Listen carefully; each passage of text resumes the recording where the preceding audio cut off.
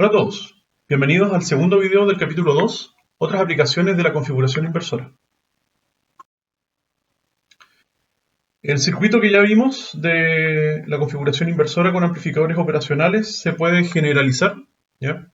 Reemplazando entonces las resistencias R2 y R1 por impedancias Z2 y Z1. ¿Ok? Entonces la ganancia de la configuración inversora nos quedaría de la misma forma, menos Z2 sobre Z1. Entonces en este esquema las impedancias Z1 y Z2 están constituidas por combinaciones de resistencias, condensadores e inductancias. Aquí tenemos un ejemplo. En el circuito que está a la derecha, entonces reemplazamos la impedancia Z2 por un condensador en paralelo con una resistencia R2. ¿Ya? Y la impedancia Z1 está constituida solamente por R1. Entonces tenemos que calcular cuál es la ganancia o la función de transferencia BO sobre BI. Y aquí vemos entonces que partiendo de la función de ganancia menos Z2 sobre Z1, para calcular el Z2 simplemente la impedancia de C2 en paralelo con la impedancia de R2. ¿Ya? O sea, en el fondo tenemos que sacar el equivalente de esta impedancia que tenemos en la rama 2. Y el paralelo de estos dos elementos es la suma, por ejemplo, de las admitancias de los dos elementos. ¿Ya? Entonces tenemos que la admitancia del condensador y la impedancia del condensador es 1 sobre SC, la admitancia entonces es SC. Y si la resistencia de la R es R2, la admitancia es 1 sobre R2. ¿Ya? Entonces se suman las admitancias y luego se saca el recíproco. Y eso entonces constituye la rama 2 o de retroalimentación del circuito. ¿Ya? Y en la rama 1 mantenemos entonces el R1. Si después desarrollamos, podemos reordenar un poco los términos y nos va a quedar entonces la expresión de esta forma. ¿Ya? R2 arriba y abajo R1 multiplicando a 1 más SR2C2. Entonces podemos observar o tratar de concluir cómo se comporta este circuito con distintas frecuencias. ¿Ya? Y vemos, por ejemplo, en el caso de que S lo reemplacemos por 0, o sea, a frecuencia 0 cómo se comporta, todo este término desaparece y el 1 multiplica a R1, por lo tanto nos va a quedar que la ganancia va a ser la misma que habíamos estudiado anteriormente, donde es menos R2 partido por R1. Menos R2 partido por R1. Si al contrario reemplazamos S por una frecuencia muy alta, a frecuencia tendiendo a infinito, nos damos cuenta entonces que la ganancia tiende a 0. ¿Ya? Otra forma de verlo es que los condensadores a frecuencias altas se comportan como cortocircuitos. Por lo tanto, si nosotros tenemos 0 volt en este terminal, debido al cortocircuito virtual, entonces con el cortocircuito del condensador, debido a que estamos tendiendo a frecuencias muy altas, vamos a tener que también tenemos 0 volt entonces a la salida. Entonces los 0 volt de acá se traducen a los 0 volt de BO. Finalmente podemos calcular la frecuencia de corte del sistema y la frecuencia de corte, para calcular la frecuencia de corte, bueno, tenemos que buscar, recordarán, el componente, el capacitor ya del sistema. El capacitor en este caso es C2. Entonces una vez que identificamos al capacitor, debemos identificar cuáles son las resistencias que descargan a C2. Y aquí con el asunto de la retroalimentación se puede volver un poco complejo o difícil de ver cuáles son las resistencias que descargan C2 o que tienen efecto sobre C2. Y bueno, este punto, como os decía, es el cortocircuito virtual. Este punto siempre va a tener una tensión fija, así que para efectos de calcular la impedancia que ve el capacitor C2, este punto es una fuente de tensión, ¿ya? Y una fuente de tensión se reemplaza simplemente por un cortocircuito. Al otro lado tenemos la salida BO, que también es otra fuente de tensión, que también la reemplazamos por un cortocircuito. Por lo tanto, las resistencias que ve C2, donde se descarga C2, es solamente R2, ¿ya? Dado que los otros extremos están conectados a un cortocircuito a tierra, o sea, podríamos pensar que están, bien digo, conectados entre sí. Entonces, R2 descarga a C2 Y para eso, entonces la función para calcular la frecuencia de corte es la que está acá. Es 1 partido por 2pi RC, ¿ya? Donde R es simplemente R2 y C es, bueno, el C2, ¿ya? Entonces eso nos deja en Hertz, la frecuencia de corte. El siguiente circuito que vamos a ver, que se construye con la base de la configuración inversora, es el integrador inversor. Entonces, en este caso, si la rama Z2, o sea, la de retroalimentación, está compuesta solamente por un condensador, en vez de un condensador y una resistencia, como en el caso anterior, entonces el circuito se convierte en un integrador, ¿ya? Como vemos a continuación. Entonces, aquí vemos que en la rama de retroalimentación solamente tenemos un condensador, ¿ya? No hay resistencias en paralelo. En este caso, entonces, ¿cómo se comporta este circuito? Bueno, por un lado tenemos entonces la primera rama, que es la misma de siempre. Tenemos una fuente de tensión, tenemos el cortocircuito virtual, por lo tanto este punto va a ser 0 volt.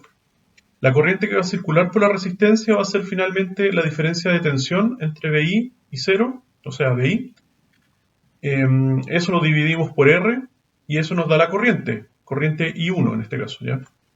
Y esa corriente I1 entonces va a circular por la rama de retroalimentación y se va a inyectar al condensador, ¿ya?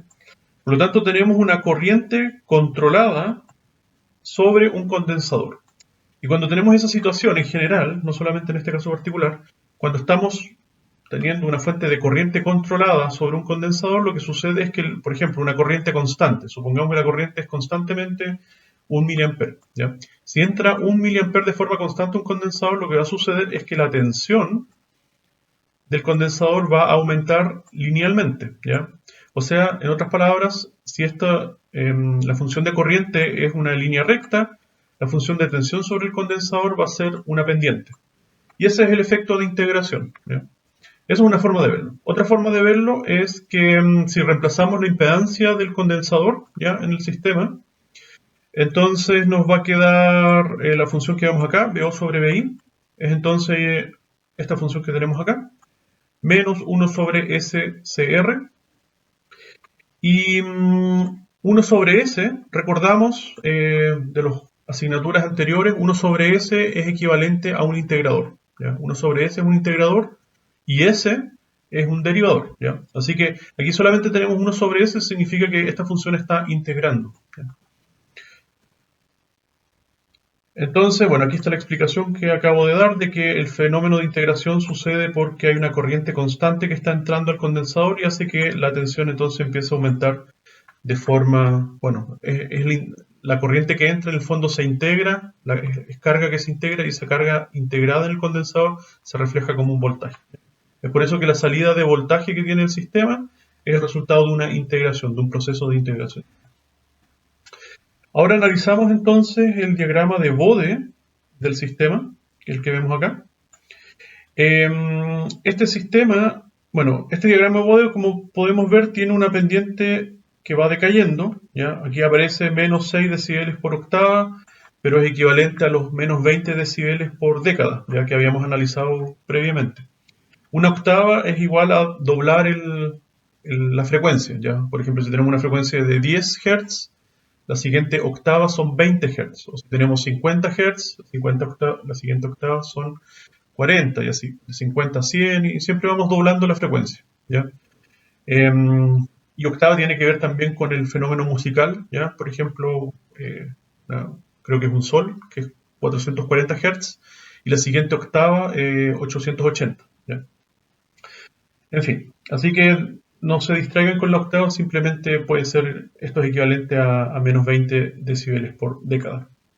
Entonces, este diagrama de Bode, de magnitud que vemos acá, es equivalente a un filtro pasabajos. ¿Ya? ¿Por qué pasabajos? Porque a medida que las frecuencias bajan, entonces la amplitud aumenta, ¿ya? Pero con una frecuencia de corte en 0 Hz, ¿ya? Entonces nosotros recordamos que un filtro pasabajos tiene una sección plana, ¿ya? Donde la ganancia es constante y luego de una frecuencia de corte o una frecuencia de menos 3 decibeles, ahí recién empieza a atenuar a menos 20 decibeles por década, ¿ya? Bueno, en este caso esa frecuencia plana no existe. ¿Por qué? Porque la frecuencia de corte está justo en 0 Hz. ¿Ya? Esa es una forma de tratar de hacer compatible la noción que tenemos de los filtros pasabajos con este integrador. ¿Ya? Así que un integrador es una suerte de filtro pasabajos también. Y podemos ver que a distintas frecuencias sobre los 0 Hz, a distintas frecuencias, vamos a tener una atenuación en la señal. ¿Qué quiere decir eso? Si nosotros aplicamos una señal sinusoidal en la entrada, va a salir también una señal sinusoidal a la salida, pero con una cierta atenuación dependiendo entonces de la frecuencia. ¿Ya? Hasta que llegamos a una cierta frecuencia en particular, que es 1 sobre CR, que es la que está acá, que se le llama la frecuencia del integrador. Y 1 sobre CR, la frecuencia del integrador, es la frecuencia en que la ganancia es igual a 0 decibeles. A todo esto, esta gráfica está en decibeles tanto en magnitud como en frecuencia, recordemos. Es por eso que los 0 Hz nunca aparecen acá, ¿ya? Porque recordemos, si tenemos en frecuencia, por ejemplo, un valor intermedio que podría ser 1 Hz, para hacia arriba, entonces vamos a tener 10 Hz, 100 Hz, 1 kilo, 10 kilos y así. Y hacia abajo vamos a tener 0,1 Hz, 0,01, 0,001 y así. Pero nunca vamos a llegar al 0, ¿ya? Es por eso que esta función es una pendiente, es una recta, ¿ya? Ok. Entonces, como decía, la frecuencia del integrador, que es 1 sobre CR, es la frecuencia donde la ganancia es igual a 0 decibeles, que quiere decir que la amplitud de la señal de salida es igual a la amplitud de la señal de entrada, ¿ya? O sea, a partir de esa frecuencia en adelante, entonces vamos a tener atenuación en nuestra salida. O sea, yo, por ejemplo, aplico una señal sinusoidal en la entrada de 1 volt peak to peak, por ejemplo, y a esa frecuencia, si la señal es de esa frecuencia, voy a tener 1 volt peak to peak a la salida. Ahora, si yo doblo la frecuencia, entonces voy a tener, ¿cuánto? Menos 6 decibeles más de atenuación, ¿ya? Doblar la frecuencia significa aumentar una octava, de nuevo. ¿Ya? Entonces ahora yo tengo el doble de frecuencia y ahora voy a tener una señal con menos 6 decibeles de atenuación. ¿Ya? Menos 6 decibeles es igual a la mitad. ¿Ya? Ok. Entonces, por último, ¿qué hay con la fase del sistema? Vimos solamente la magnitud del diagrama de Bode. Respecto a la fase, bueno, ustedes recordarán también que un integrador desfasa, o sea, la señal de salida, ¿ya? Está desfasado 90 grados con respecto a la señal de entrada, ¿ya? Y eso es constante, para cualquier frecuencia siempre está 90 grados adelantado. ¿Por qué es eso? Bueno, una forma rápida de verlo es que si analizamos aquí la función de transferencia BO sobre BI, vemos que entonces, bueno, aquí aparece un signo negativo, pero es 1 sobre S. Si queremos pasar el S para arriba, entonces tenemos que multiplicar por menos 1. Recordemos una propiedad o sea, no el S, sino el valor complejo. Aquí abajo tenemos J, ¿no es cierto? Si queremos pasar la J para arriba, tenemos que multiplicar por menos 1. Entonces, teniendo la J arriba, significa que la magnitud de la componente compleja, ¿ya? Del valor imaginario de este número, es un valor positivo, ¿ya? Y al ser un valor positivo, significa que cuando calculemos el ángulo, que se calcula comparando el valor, la magnitud del valor real con la magnitud del valor imaginario, vamos a darnos cuenta entonces que como es un valor positivo, solamente hay valor imaginario, ¿ya? Y el valor imaginario entonces es, por ejemplo, la magnitud 1 sobre CR, ¿ya? Y la parte real es 0, ¿ya? Así que eso significa, si sacamos la tangente de eso, que nos va a dar 90 grados positivos, ¿ya?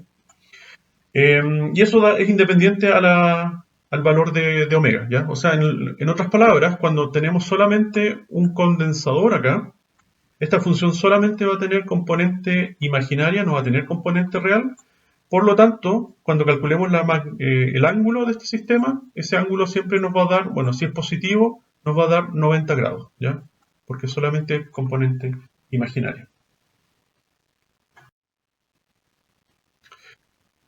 Bueno, ya vimos entonces que a frecuencia cero el integrador tiene ganancia infinita, ¿ya?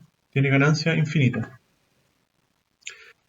La ganancia infinita en componente continua, a frecuencia cero, puede ser un problema considerando que en la realidad pueden haber corrientes continuas, indeseadas, circulando por la rama de retroalimentación, o sea, circulando por el condensador, ¿ya? Pueden ser corrientes muy pequeñitas, ¿ya? Pero están constantemente ahí, o sea, son corrientes constantes. Un ejemplo de por qué sucedería eso son las llamadas corrientes de vías que tienen los amplificadores operacionales, que son corrientes indeseadas, pero son inevitables. ¿Ya? Básicamente en las entradas del amplificador operacional, eso lo vamos a ver más adelante, pero las entradas del amplificador operacional van a dar a las bases de transistores bipolares. Y estas bases, bueno, tienen una corriente pequeñita, pero está la corriente. ¿Ya? Esa corriente entonces, nosotros habíamos asumido que en la entrada los amplificadores operacionales no tenían corriente, bueno, tienen una corriente muy pequeña llamada corriente de vías. Entonces, esa corriente de vías circula también por la rama de retroalimentación. Y entonces, si hay un condensador, ese condensador está constantemente siendo cargado o descargado, como ustedes quieran verlo, y eventualmente va a tener un voltaje muy grande y se va a saturar. ¿Ya? Así que eso es un problema. Si nosotros solamente dejamos un condensador en la rama de retroalimentación, eventualmente ese condensador va a cargarse mucho y va a tener una tensión tan grande que va a salir de los rangos de voltaje del amplificador operacional. Por ejemplo, si el amplificador operacional se polariza con más menos 12, ese condensador, debido a esa pequeña corriente, eventualmente puede alcanzar 12 volts y hacer que la salida se sature. ¿Ya? Veamos un ejemplo. Entonces, el caso, tenemos este circuito de acá, el integrador, tenemos el condensador y el mismo esquema que vimos anteriormente. Y en BI, en la tensión de entrada, vamos a aplicar un voltaje constante de 1 volt por 1 milisegundo. Entonces, como esto es un integrador, la idea es que integre ese voltaje y a la salida me aparezca, bueno, la integración. La integración de un valor constante, entonces, es una rampa. ¿Ya? Entonces, como recordaremos, este es un integrador inversor. La integración va a salir con signo negativo. ¿Ya? Así que a medida que tenemos el voltaje constante, nosotros vamos a tener a la salida un voltaje que va incrementando de forma lineal, ¿ya? Hasta que llegamos a 1 milisegundo. En ese milisegundo, entonces, el voltaje de entrada va a ser 0, lo que quiere decir que ya no vamos a integrar nada más y el valor integrado se va a mantener, ¿ya? Con esta configuración de R de 10 kilos, un C de 10 nanos y estos dos componentes por ahora, vamos a tener entonces que después de 1 milisegundo vamos a alcanzar menos 10 volts a la salida. ¿Okay?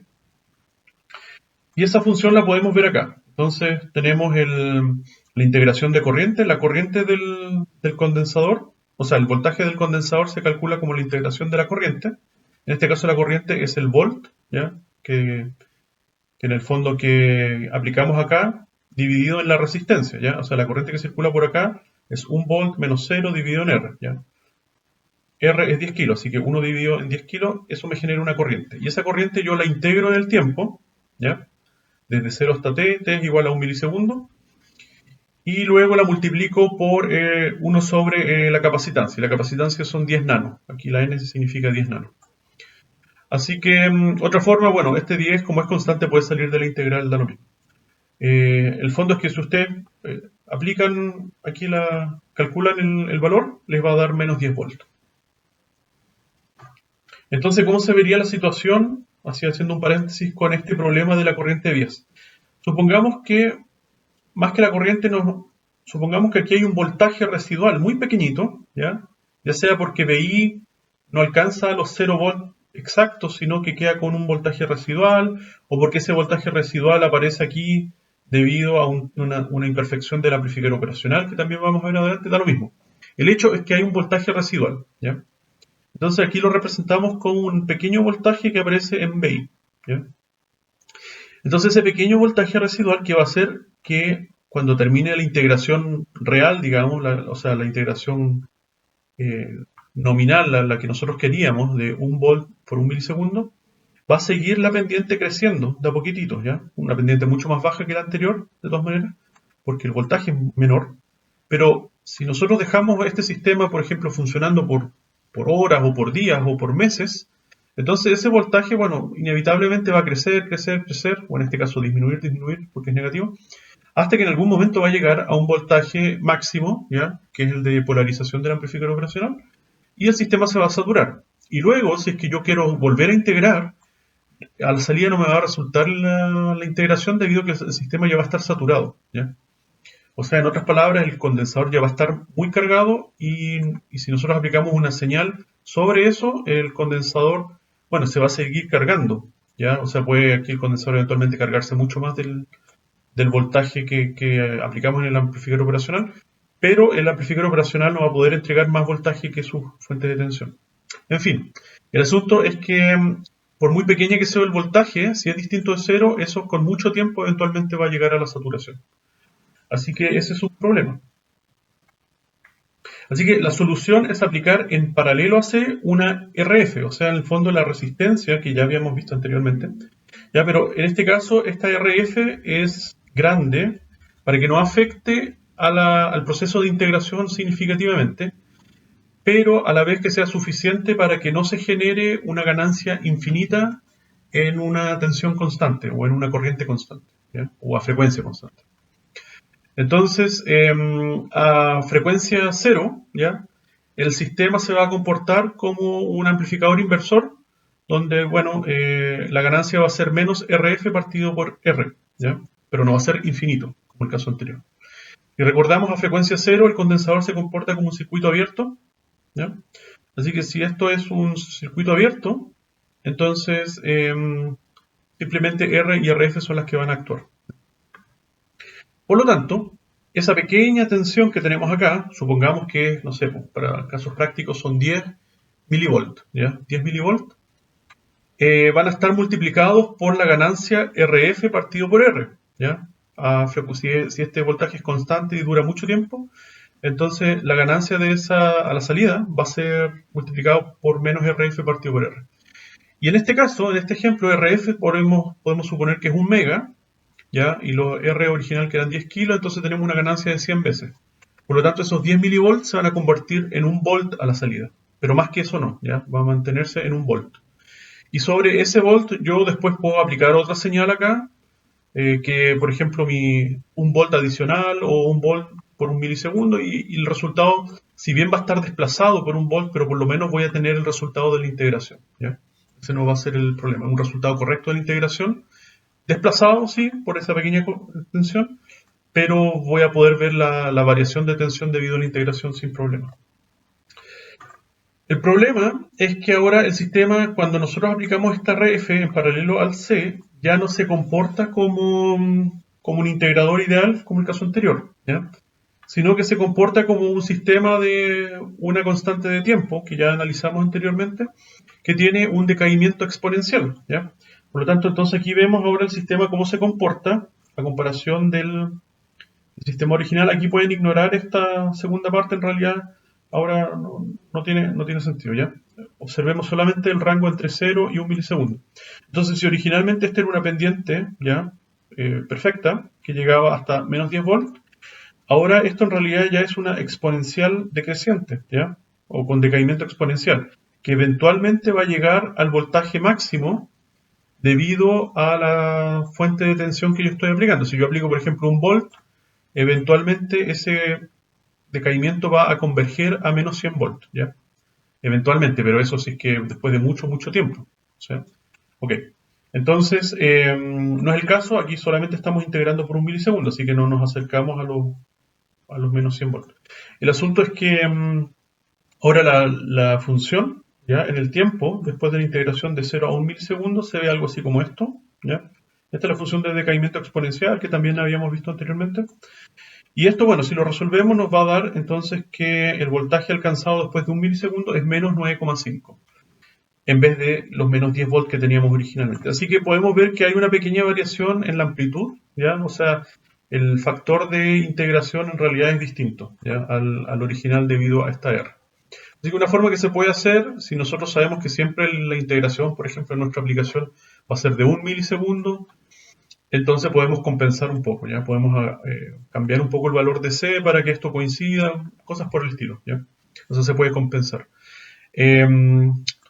Naturalmente, si yo integro por mucho más tiempo que un milisegundo, entonces eventualmente igual se va a saturar, ¿ya? O sea, lo que habíamos hablado anteriormente era solamente para tensiones residuales muy pequeñitas. Para eso funciona, pero para tensiones grandes como un volt, esto ya sea con R o sin R, esto igual se satura, ¿ya? Así que solamente para integraciones pequeñas. ¿Qué más? Eso. Veamos el siguiente tema entonces. Ahora vamos a invertir la posición entonces el Z1 y el C1, o sea, mejor dicho, vamos a poner el condensador en la rama donde estaba originalmente R1, ¿ya? Y vamos a obtener el circuito inverso, que es el diferenciador, como vemos a continuación. Entonces, donde teníamos el condensador en la rama de retroalimentación, ahora ponemos el condensador en la rama de entrada. Y en la retroalimentación ponemos la R. Entonces, ¿qué hace este circuito? Bueno, este circuito, vemos de nuevo, tenemos el cortocircuito virtual, hace que este punto siempre sea 0 volt. Por lo tanto, tenemos un circuito donde aplicamos un voltaje directamente sobre un condensador, sin ninguna resistencia entre medio, si se fijan, ¿ya? ¿Y cómo se comporta el condensador ante variaciones de voltaje? Bueno, genera una corriente que es proporcional a la capacitancia, ¿no es cierto? Y a la variación del voltaje. Recordemos que un condensador se opone al cambio de voltaje respondiendo con una corriente mayor o menor, ¿sí? Así que eso es lo que se ve acá. La corriente que circula finalmente I por esta rama va a ser producto de la variación de tensión, ¿ya?, multiplicado por la capacitancia, ¿ya? Es la definición clásica de la corriente sobre el capacitor.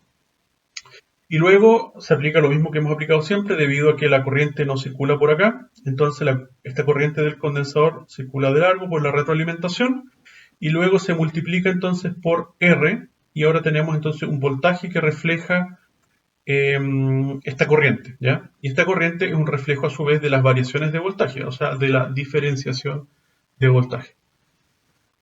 Así entonces, como dice, esto sucede porque menos I por R es igual a VO, que refleja la diferenciación del voltaje de VI en DT, en el tiempo.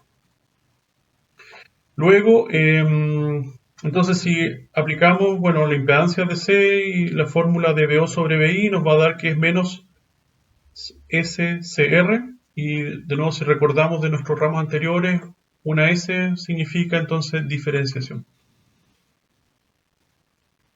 Entonces ahora analizamos el diagrama de Bode de magnitud del sistema y tenemos el caso opuesto. Entonces tenemos que a medida que aumenta la frecuencia, la ganancia va aumentando, ¿ya? Así que esto también es una suerte de filtro pasa altos, o sea que deja pasar las frecuencias altas. Pero hay que imaginarse entonces que la frecuencia de corte de este filtro pasa alto está en infinito. En realidad nunca se alcanza, ¿ya? Aumenta, aumenta, aumenta. Nunca llega a ese valor de ganancia plano, como el caso de los filtros pasaltos normales, sino que aquí la frecuencia de corte está en infinito. También tenemos la frecuencia del derivador, en este caso, que es 1 sobre CR, que es la frecuencia donde la ganancia es igual a 0 decibeles, o sea, donde la amplitud de la señal de salida es igual a la amplitud de la señal de entrada, ¿ya? ¿Qué más podemos observar? Bueno, en realidad eso. El resto se repite bastante del caso del integrador. Y la fase del sistema es menos 90 grados. De nuevo, ¿por qué? Porque si observamos aquí la función de transferencia, vemos que está compuesta solamente por una parte imaginaria, una parte, bien digo, imaginaria. La parte real entonces es 0, y si calculamos el ángulo de eso, nos va a dar menos 90 grados para cualquier frecuencia, ¿ya? Porque solamente tiene parte imaginaria, no tiene parte real.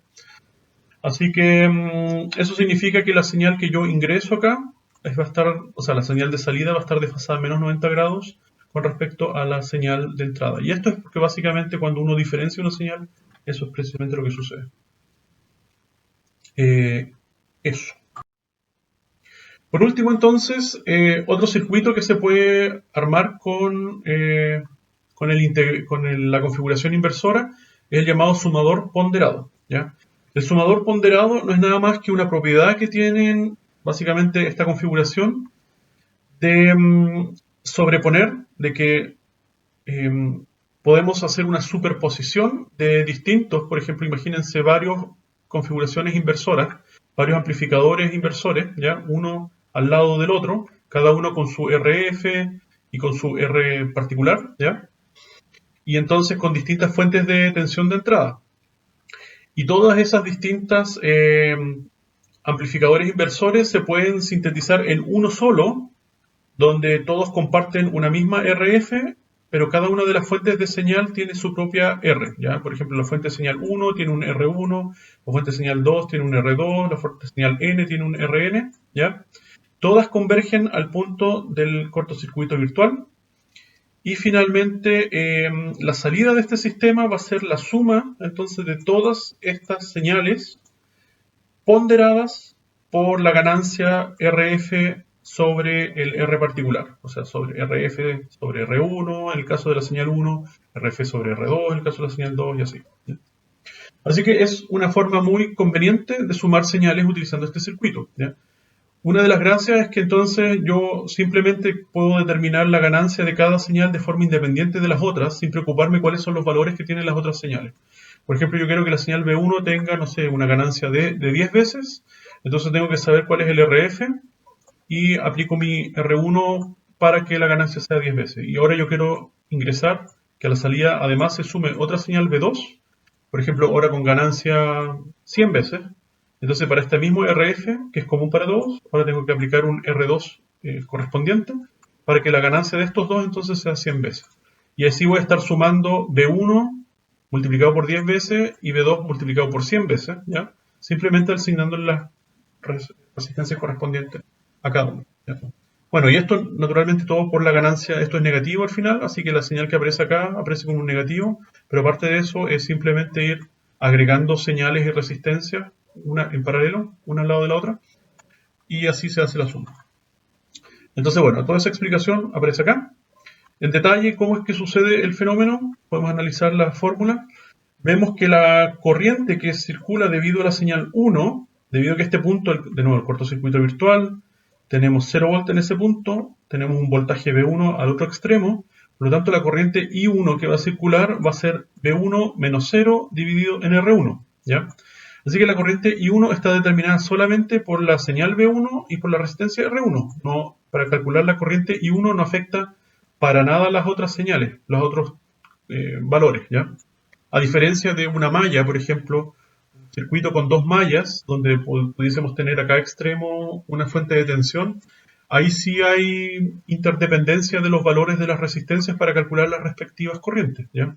Entonces, aquí no. En este caso, solamente depende de la resistencia de cada rama. Para la corriente I2, lo mismo. Para la corriente I2 solamente va a determinar la magnitud de la corriente I2, el valor V2 y la resistencia R2. Para la corriente IN, solamente el valor Bn y la resistencia Rn. ¿Ya? Así que cada corriente se calcula de forma independiente de la otra. Y finalmente, todas estas corrientes convergen en este punto. De nuevo, como no pueden circular por esta rama de la entrada inversora, no tienen otra que circular por la rama de retroalimentación. Por lo tanto, esta corriente que circula por acá no es más que la suma de todas las corrientes. ¿Ya? Y ahí, en esta parte es donde se genera la superposición entonces de las señales. ¿Ya?